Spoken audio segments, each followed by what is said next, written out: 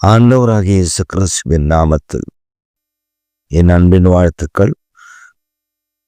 இந்த காலவேளையிலையும் நம்முடைய தியானத்திற்காக நாம் தெரிந்து கொள்கிற வேத வசனம் சங்கீதங்களின் புஸ்தகம் 16:11. ஜீவ மார்க்கத்தை எனக்கு தெரியப்படுத்துவீர். உம்முடைய சமூகத்தில் பரிபூரண ஆனந்தமும் உம்முடைய வலது பாரிசத்தில் நித்திய பேரின்பமும் உண்டு. ஜீவ மார்க்கத்தை எனக்கு தெரியப்படுத்தினீர். உம்முடைய சமூகத்தில் பரிபூர்ண ஆனந்தம், உம்முடைய வலது பரிசத்தில் நித்திய பேரின்பம். பிரியமான கர்த்தருடைய பிள்ளைகளே,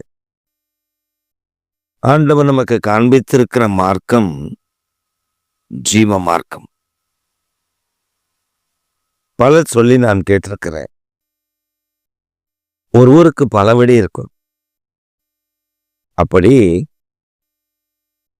எந்த வழியில் போனாலும் சென்னையை சென்றடையலாம்.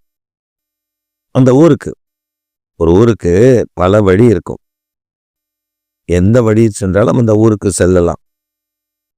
கடல் என்றால் பல ஆறுகள் இணைந்துதான் கடல். கடலில் சேர வேண்டுமானால் எந்த ஆற்றில் வேணாலும் அந்த தண்ணீர் வரலாம் என்றெல்லாம் ஒரு கதையை உருட்டுவார்கள், பேசுவார்கள், சொல்லுவார்கள். ஆனால் எந்த மார்க்கத்தில் தம்முடைய ஜனங்களை மீட்டு கொள்ளும்படி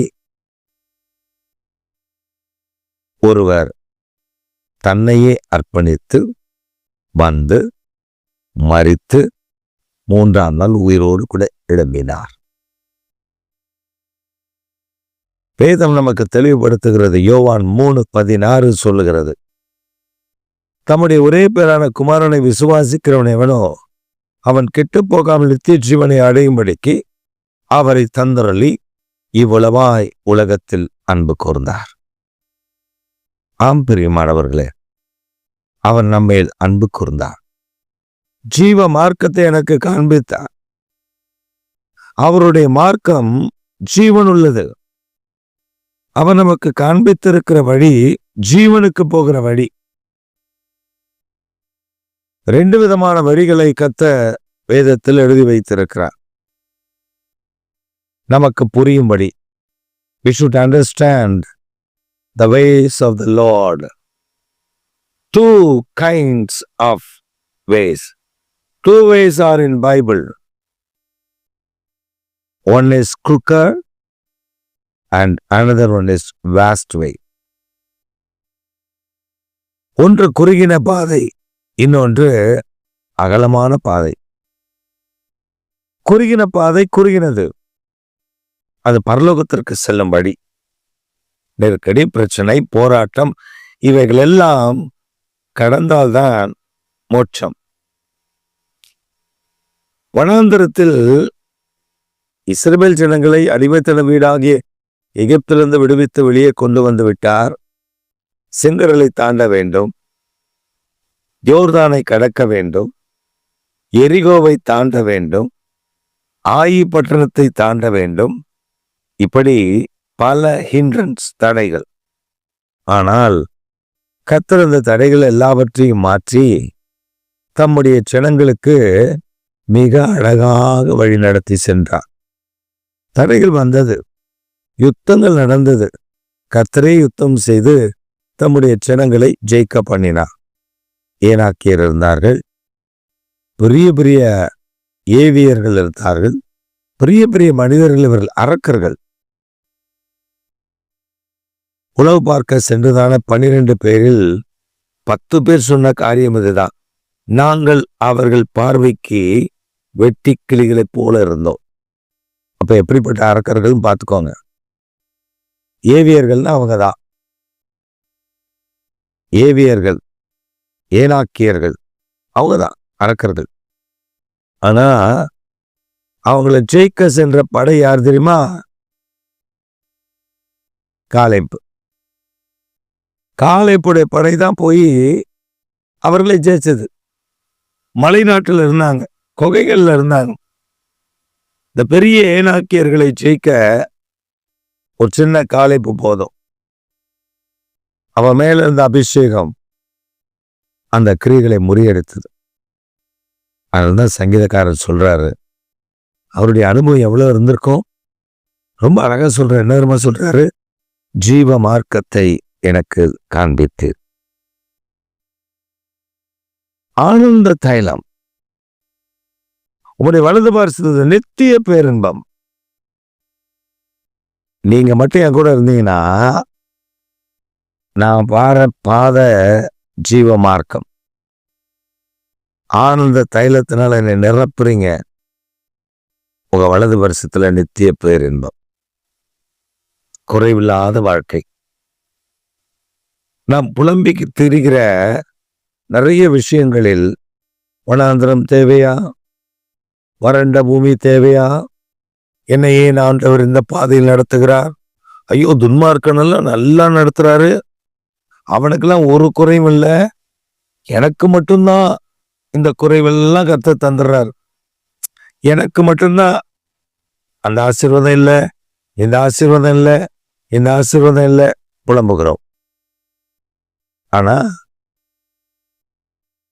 துன்மார்க்கனுடைய பேச்சு அது ஒன்றுமில்லாமல் போகும். துன்மார்க்கன் வெடியும் போது இருப்பானா இல்லையானே தெரியாது. நீதிமான் அப்படி அல்ல. சமீபத்துல ஒருவர் மரித்திருக்கிறார். அவரை குறித்து நான் கேள்விப்பட்ட பொழுது ஆச்சரியம் அடைந்தேன். 6 மாதத்திற்கு முன்பே தான் மரிக்கப் போகிறோம் என்று தெரிந்து தன் குடும்பத்தாரை எல்லாம் அழைத்து,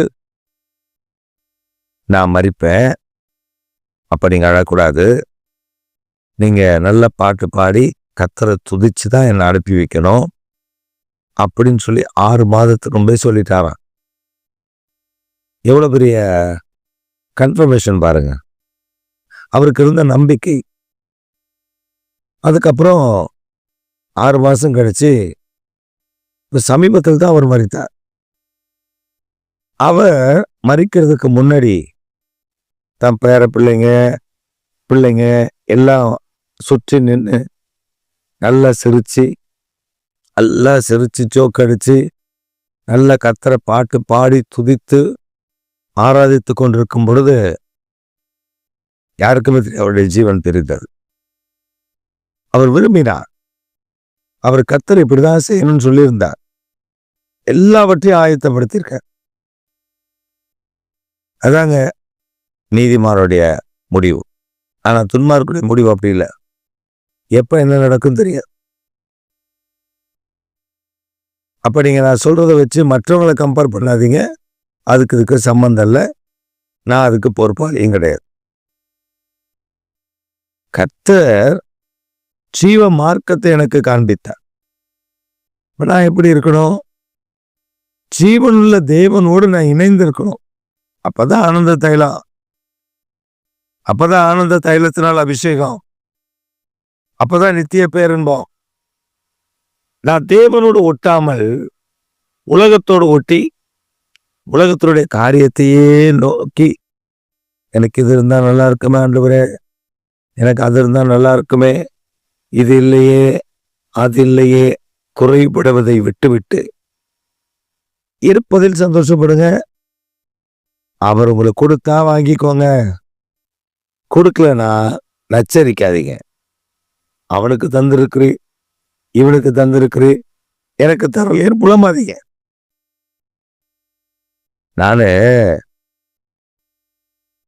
ஒரு 15 வருஷத்துக்கு முன்னாடி, 15 வருஷம்ன்றதை விட ஒரு 20 வருஷத்துக்கு முன்னாடி நான் ஒரு சிஸ்டம் வாங்கணும், கம்ப்யூட்டர் வாங்கணும்.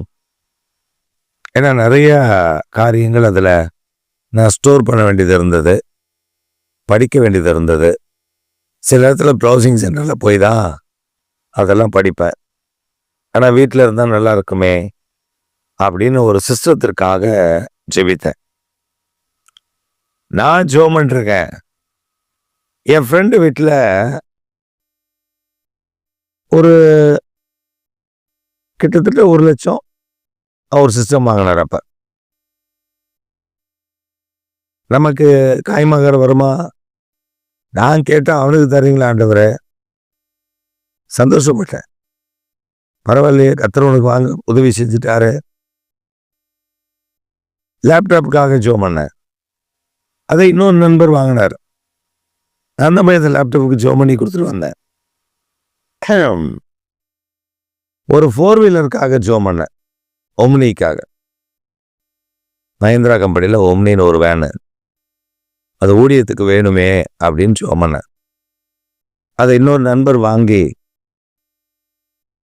என்னை செபிக்க கூப்பிட்டார். சந்தோஷமா போய் ஜெபம் பண்ணிட்டு வந்தேன்.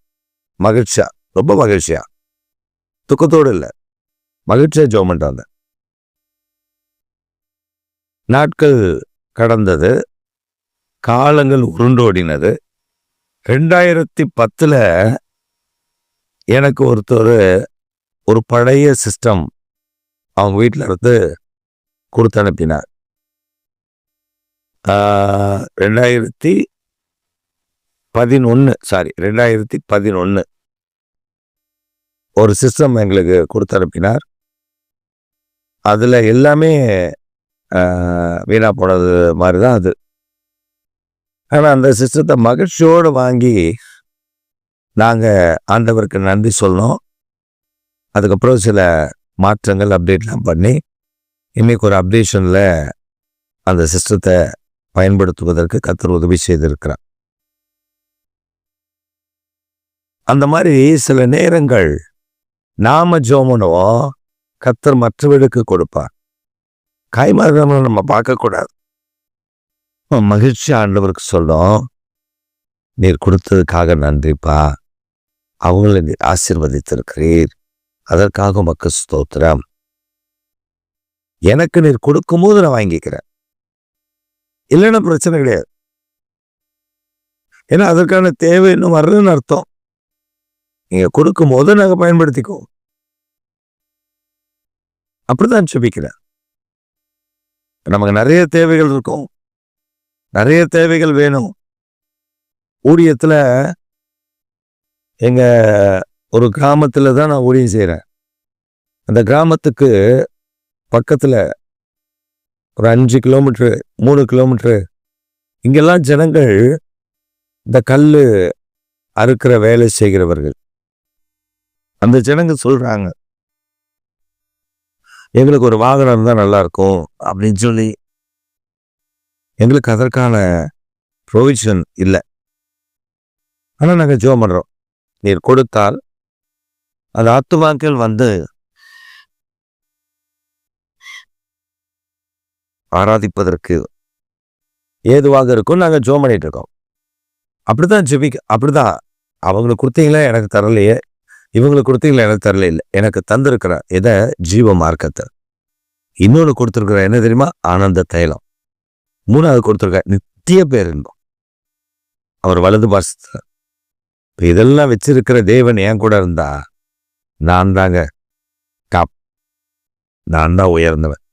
என் கூட என் சர்வ வல்லவர் சிருஷ்டிகர்த்தர் என் கூட இருக்கிறார். அதை விட மகிழ்ச்சி வேற ஒன்றும் இல்லை. இந்த காலவேளையில் உங்களோடு கூட உங்கள் கர்த்தர் கூட இருக்கிறார். சந்தோஷத்தோடு துவங்குங்கள், பெரிய காரியங்களை காண்பீர்கள்.